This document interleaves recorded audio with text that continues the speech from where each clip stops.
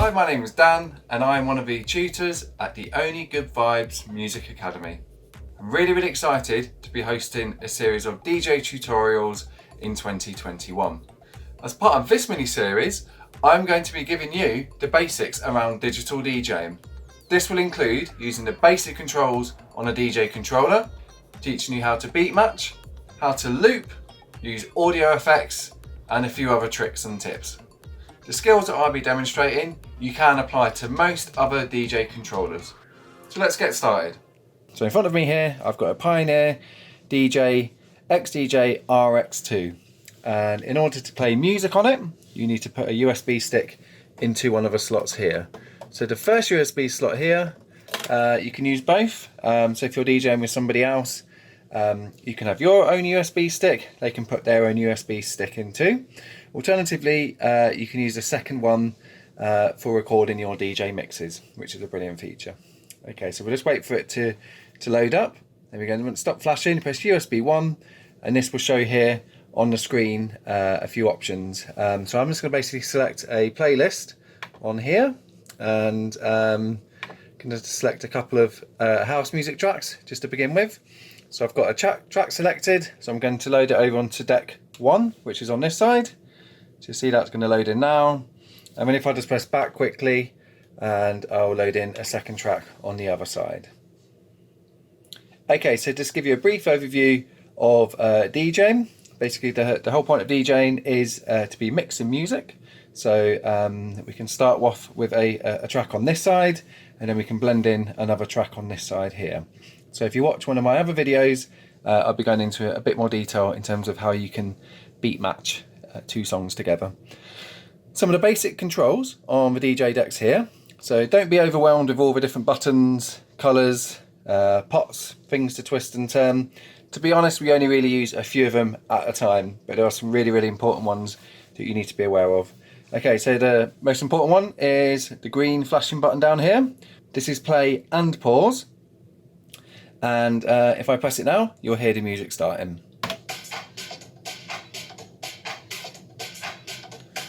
Okay, so to stop the music, instead of pressing pause, if I press pause, it will keep it in that position. So instead of that, I'm going to press Q.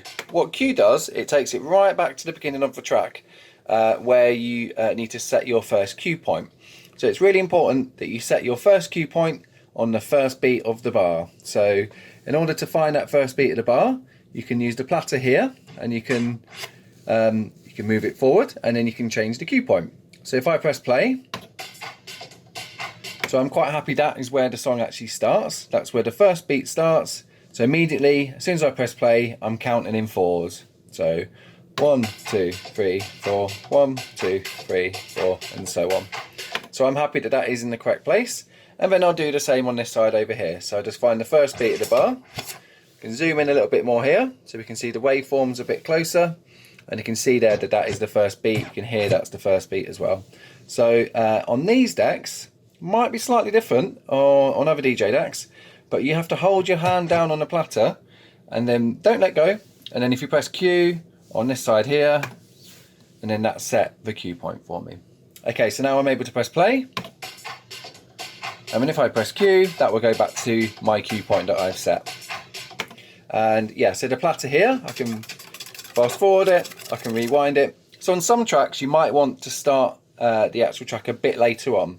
So for example, during the first break, or maybe on the drop, or when things get a little bit more interesting, if you're kind of doing quicker mixes maybe. Okay, so we've got our play button here.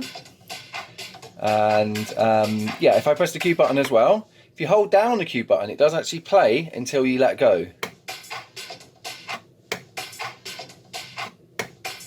And it's quite good if you don't let go and then press play at the same time, it will carry on playing, which is great. On this side, we've got our volume control. So this is the up fader here for this side. And then on this side here, we've got our up fader here. So this is basically just controlling the actual volume on the two tracks. To change the overall volume, we've also got our gain knob up here, so we can turn the volume up overall. So often you find some tracks are a bit louder or quieter than others. Really important that you match your gain levels as well when you're DJing. the crossfader here. So some DJs like to use it where they would crossfade from left to right. So you have one track playing over here, and then whilst that's playing you might introduce the next track and then slowly blend it over. I personally like to keep my crossfader in the middle, and then I just use my up faders here to control the volume. Okay, so taking you over to the platter over here. So the platter has two controls. So if I press play, as I've already shown, if you put your hand on top of the platter, it stops the music, and you can fast forward and you can rewind and you can produce kind of scratching noises, which is good fun. The outside of it is slightly different. So I use this for nudging, and if you watch my next video, which is around beat matching, I will be going into more detail around that. But what it does, if you move it around clockwise, you can hear it speeds up, or the other way, it will slow down. And it doesn't change the overall tempo of the track that we're listening to. So moving over to the tempo slider here. So if you look at the number in the box, I can adjust the tempo here. So you to push the fader up, it does actually slow the music down. And if you bring it towards you, that will speed the music up. And you can see from here there's a minus and a plus on there. And obviously that's the tempo slider there. So, but yeah, when you're nudging, it doesn't change the overall tempo, what you're setting your track to.